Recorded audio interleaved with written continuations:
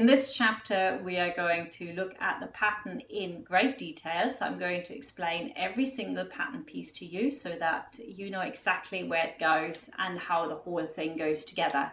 The first thing to do is to cut out your pattern. And when you look at this, you will find a test square up here, which you need to measure in both directions. It's either 2.5 centimeters or an inch in both directions. And once that is sorted, you can print off your pattern. Now, my patterns are arranged already in layers, if you will. And so you print off each size individually for what you need. And then I fit as much as I can on either a letter size paper or a DIN A4 paper. And so now what you also have on each pattern piece is an attachment line so that when I cut this out in a minute, it is easier to put together. So if I just cut along here to demonstrate that to you. Right, now it will be really easy to just put these together and then sellotape them. With most patterns, actually, you don't get those attachment lines and then it's quite hard to assemble them. Now that's the one thing, and then you're going to do that for all your pattern pieces. And for the collar stand, I've actually printed it off twice because I'm going to cut off the seam allowance here. That makes it easier to put it in later. So we're going to use this like a template, and one I'm going to use to cut out my collar stand, and that's left as it is. So I'm cutting that twice. You don't have to do that, but in this case I'm going to do that. And the final page of your pattern is always this sheet which tells you exactly what you have in your pattern and how to put it together. So here you can see that for this size you've got 3 pieces for the back and they're marked with a pink flower, and you've got 3 pieces for the front and they're marked with a white flower, so you can't go wrong. And as you can see here, sleeves always have a yellow flower and the rest has no flowers at all. Now the smaller the size, the less pieces you will obviously have, so it's not all the same. So if you see me stick 3 pieces together and you're making the age 1 to 2 and there's only 2 pieces, that mustn't confuse you. You have your plan at the end which will show you exactly how it goes together. So the first step now is to cut everything out, and then we're going to put the whole thing together. Now it gets interesting. We're going to look at the pattern pieces, starting with the collar here. I say here, cut it 2 times in shell fabric. That's what I've done here, but of course you could use a different color for the upper collar and a different color for the under collar, you know, a different fabric. And then you also needed once in interfacing, iron-on interfacing, so that we can add a bit of firmness to the collar there. Then we've got the yoke, and the yoke goes actually all the way around like this. So you have no shoulder seam here, and you can see that on the finished blouse, how that goes round. It's actually really, really nice.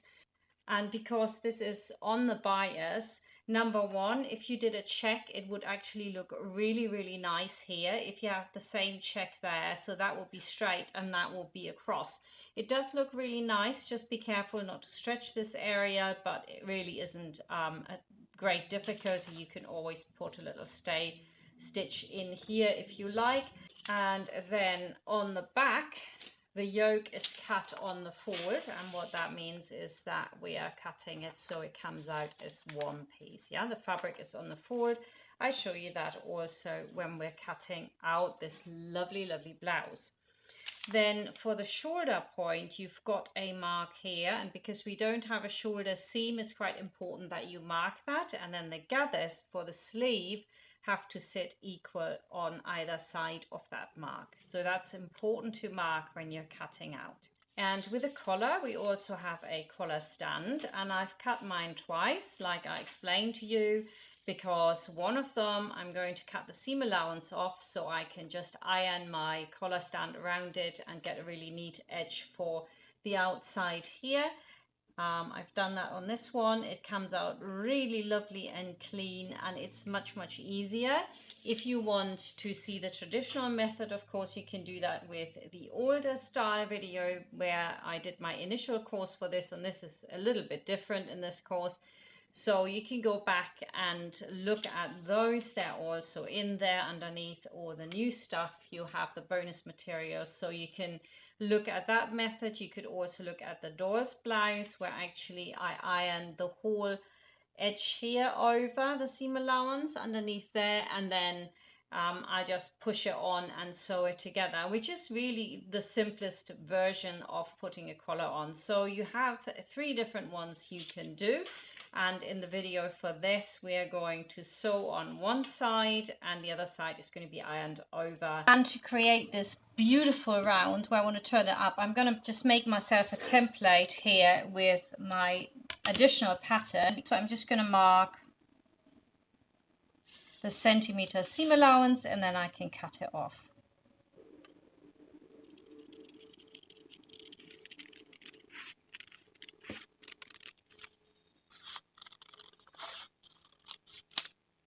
You need to cut this collar stand twice, and you should also cut it once in interfacing. Then we've got the front piece, and the front piece goes right there. As you can see, it's got quite a swing here. So when you sew this together with your yoke, here, that's the yoke. There we go. If I push this over, you got it fitting exactly on at the 2 centimeter mark, 1 centimeter to each side. When you sew them together, it's not quite as easy. You go, oh no, oh no, oh no. I have to like move it round and round. So when you start here and you go on the centimeter, you will see that this edge will peep out a little bit. So you do a few stitches, move it down a few stitches. Again, because this is on the bias, it's very easy to stretch this, which is a blessing and a curse, because you could stretch this whole area, but at the same time, it allows you to get it in wherever. So it makes it easier, but you could also stretch it. So everyone that is really worried about this, you can put a stay stitch in here first, and then you know that can't happen. And we cut this out twice, and it needs to be mirror image, because of course, we need a left and a right side. So we need this side and that side, right? So we're cutting that twice, mirror image. The back is cut on the forward. So we've got that here so that we get it in one piece. As you can see here, that's my back. And on this one, I just left it as it is. And for the average circumference for an 8 to 9-year-old, this is perfect. It'll give just enough ease. There's a lot of very slender kids out there though, and it's really nice if it's held in a little bit. So what I've done is I put in these couching or smocking lines so you can smock it. You could also put a pleat here and add a tie, which is really pretty. And we are going to put a pleat in the back here. And here we've got the optional tie, which can get inserted into the back. So basically what will happen, minus seam allowances, of course, here's your pleat. And what you would do is pleat this over like that, and it'll just disappear in there. And then you have a tie at the back of the blouse, which is really nice. And the shape of this is such that where it goes into the blouse and then it comes out here, that's actually your bow. So that when it's tied together, you get this lovely effect of a nice big bow, and also the tails, of course, is really pretty. And then we've got for the front, the placket here, that's going on here. So what you want to do with this, you want to make sure that you put interfacing only along here. Don't do it on all of it, it'll make it too thick. It's 3 centimeters wide, that's just I think 1.2 inches.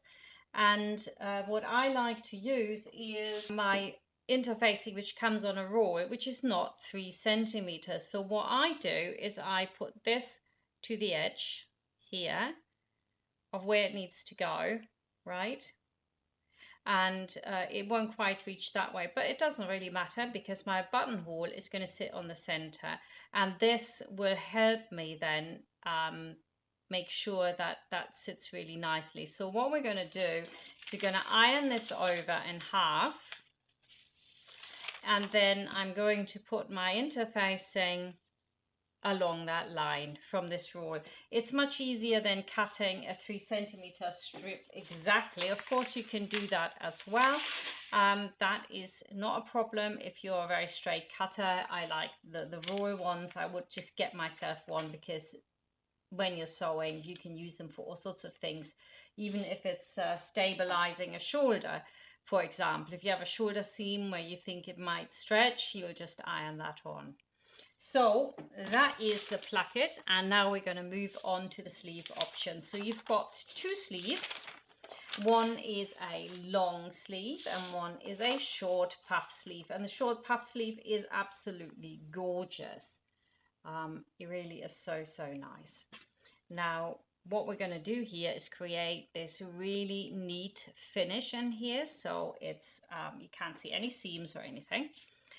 And this puff sleeve, if I fold this over in half, you can see here, I'll put this out of the way for a minute, you can see here that it's cut away quite a bit here. That's what faces the front, okay? And at the back we have more for the movement room, because it's quite a big sleeve. There's a lot of gather in here. I quite like it like that. I think that's super pretty for little girls. So we've got gather, which you need to put together threads in here and then gather it to fit the armhole. And at the bottom here, we've also going to gather it in this area. So you can see here, so that's gathered. And that needs to be gathered to a width of 5 centimeters or 5.5 centimeters. And also, of course, it has to fit on here. So if it doesn't quite fit, just release a bit or gather a bit more. But when I did mine, the 5.5 fitted perfectly on that. So you need to mark here where you start gathering and end gathering. You need to mark the front. You also need to mark the shoulder head, because you've got a corresponding mark up here for the shoulder, and then you can just bang those on top of each other and gather this to fit, and that's really simple. So we need to cut 2 of the sleeve, and you need to make sure that you cut one this way and one that way, and that's what we call a mirror image, so that we have got a left and a right sleeve. And then we've got the turn up for this puff sleeve, which is this here. And again, it's got a front and a back. It's a little bit cut out in the front, a little bit more than in the back, which looks really cute. So make sure that you mark that, and we want to cut that 4 times in shell fabric, and we also cut it 2 times in interfacing. And then finally, we've got a long sleeve as well for this, which you can do. It's lightly gathered across the top, not like the other sleeve. And it's got a slit here. And we're also going to have a placket here. And placket construction is really simple. People usually are a little bit scared of that. Don't be scared. I will take you through this, and I've got individual videos which I made for the boys' shirt as well, so that you can see how that works. Hang on, let me take the placket out. It's got a little bit of a weird shape, but it's really simple. You could see that it's just stuck on there. We're going to have the binding on there. So let me just fold this real quick. It's so simple. Don't be scared if there's nothing to it. Hang on. All right, you can finish it off neatly at the top. It's not really necessary. If you thick fabric, don't fold it in. Goes on here. You'll find that for some of the sizes this will be too long, so just sew it on and then take it off, cut it off at the bottom there, and then when you put your, hang on, put this on here, which is just literally slot it in like that, like all the, oops, fold that in, slot it in all the way to the top with a seam allowance, right, and then it's just top stitched.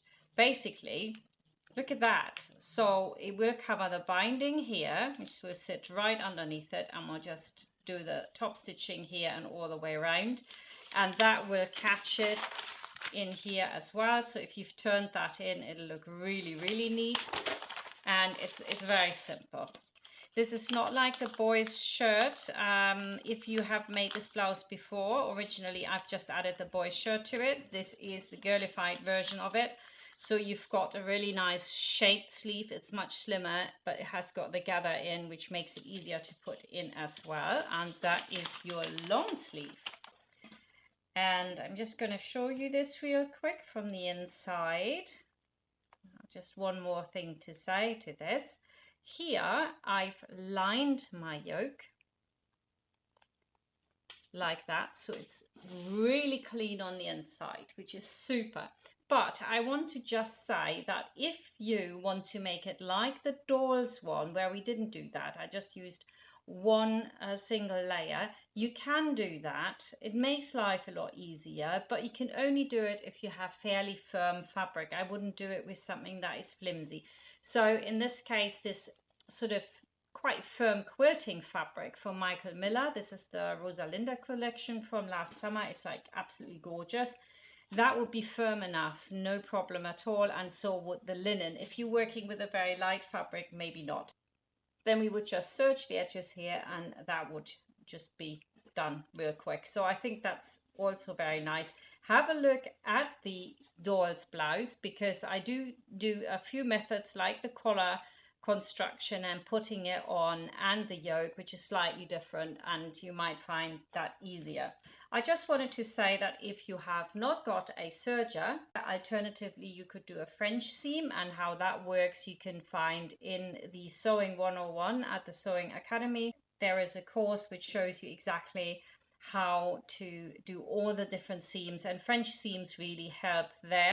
Then you've got the armhole, which is also done with a serger, and you could bind that armhole. Again, how to do that is in the Sewing 101 for binding, and you can find all that on the Academy.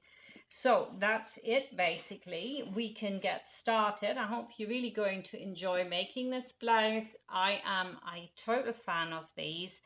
Love them just as much as I did 6 years ago when I originally drew this pattern. So let's get started. In the next chapter, we're going to look at the fabrics we're going to use, and then we're going to cut it out.